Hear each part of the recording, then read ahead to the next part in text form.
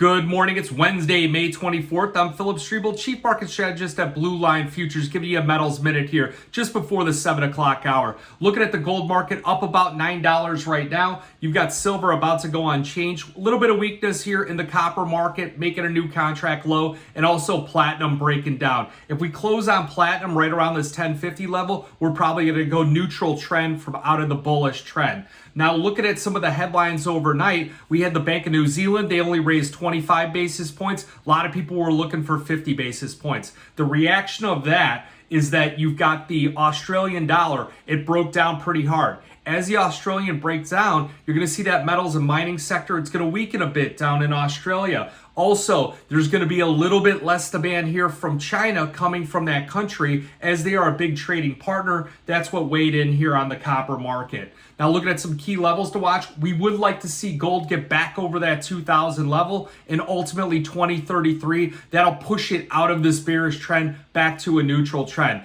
I think if gold goes over 2,000, you're going to see a lot of headlines on TV. And then also you got a lot of volatility going on in the equity markets. Remember, equities like the S&P 500 has been trapped in about a 40 to 50 point range for about 45 days now. So it's nice to get some volatility in that market. The key levels to watch, I think if we get back to 4,200, you're going to see a lot of key selling in there, a lot of short sellers coming in the market. Your key level support, 4,100. If we get below that, it's going to be a rude awakening. You're also going to see those headlines on news. So if you look at a couple other things I'm watching, Robusta coffee hitting a 12-year high. We're going to throw that on our radar here as coffee futures, the ones that we trade, are still holding a bullish trend. We might look at some longer-term call spreads as that could be a great play.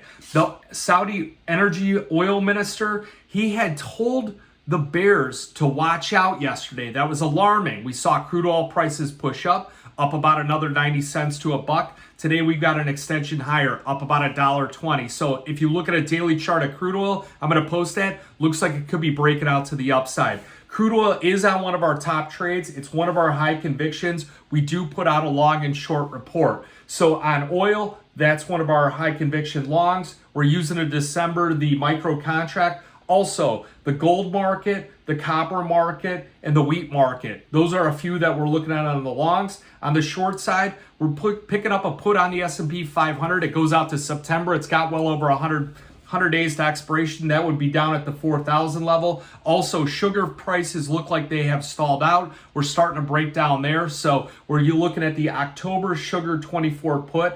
And then again, the long coffee call. So those are some of our high conviction lists here, trades that we're putting out. So if you have any questions, give me a call, 312-858-7303. I'll post some of this here in the bottom part of the description, maybe a link to some of the slides and some of the charts that we're watching. Remember that futures and option trading does involve risk of loss, may not be suitable to all investors. Good luck and good trading.